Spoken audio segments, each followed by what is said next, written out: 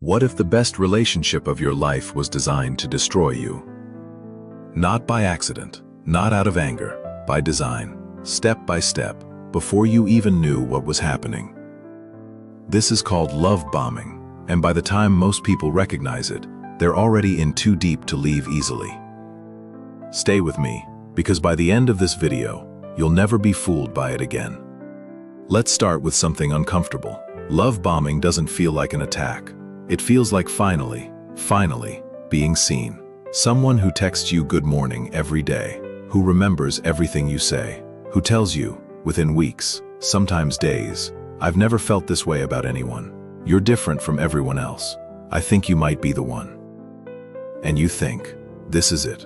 This is what love is supposed to feel like. It's not.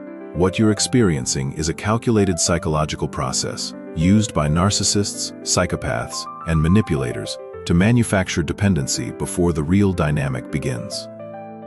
Here's how it works. Stage 1, the idealization phase.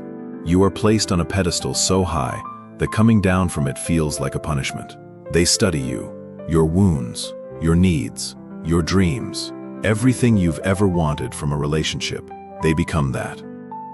Texts at midnight, flowers for no reason, canceling their plans to be with you, making you feel like the center of their universe. Your brain responds exactly the way they need it to. Dopamine floods your system. Oxytocin, the bonding hormone, binds you to them.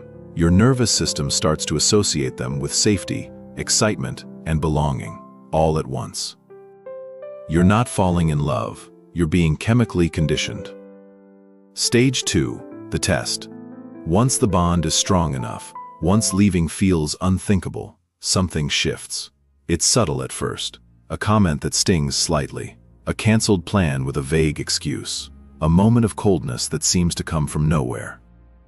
And you, who has just experienced the most intense connection of your life, immediately try to get back to that feeling.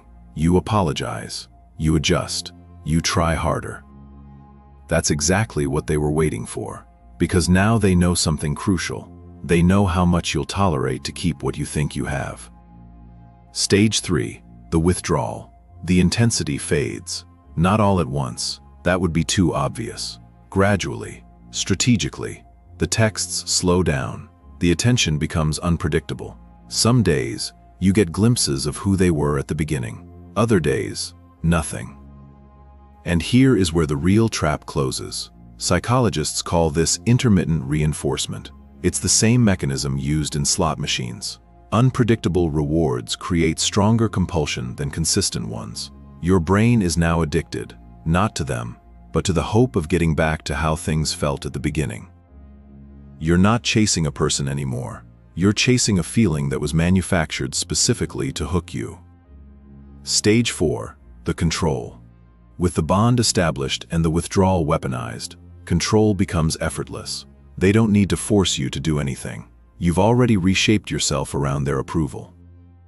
You dress differently. You see your friends less. You second-guess opinions you used to hold with confidence. And when you express discomfort, when you say something feels wrong, they remind you of the beginning. Remember how good we were? You're overthinking it. I do everything for you and this is what I get. The idealization phase wasn't love, it was the bait.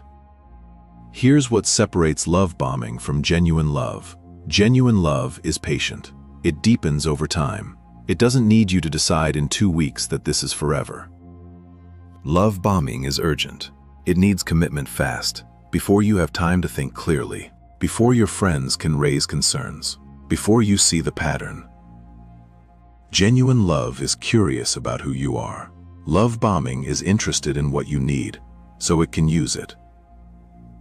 Genuine love feels warm. Love bombing feels like relief, like something missing has finally been found. That distinction matters, because the most dangerous thing about love bombing is that it targets your wounds. Whatever you didn't get enough of, attention, validation, security, excitement, they become that, precisely, surgically. And that's why the most self-aware people can still fall for it. It's not about intelligence. It's about need.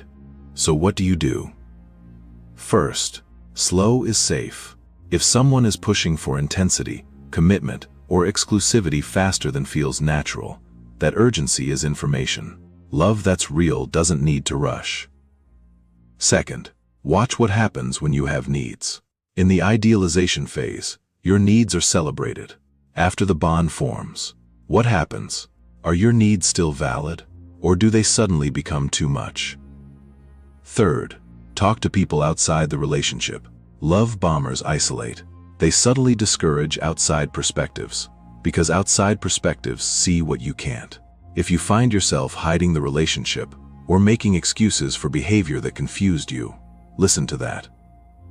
And finally, trust the pattern, not the moments. Anyone can have a good day. Anyone can be tender after a fight. The question is not who they are at their best. The question is who they are consistently. Love bombing is not love. It is the architecture of control, built on your deepest needs, constructed before you had a chance to see it clearly. Knowing this doesn't make you cynical. It makes you clear. And clarity, in the psychology of manipulation, is the only real protection. If this video reflected something you've lived through, share it. Not because you need to explain yourself to anyone, but because someone in your life might be in stage 1 right now and not know it. Next, we're going into the dark triad, the 3 personality types that make love bombing, gaslighting, and coercive control possible. Who are these people? How do you spot them before they spot you? That's next.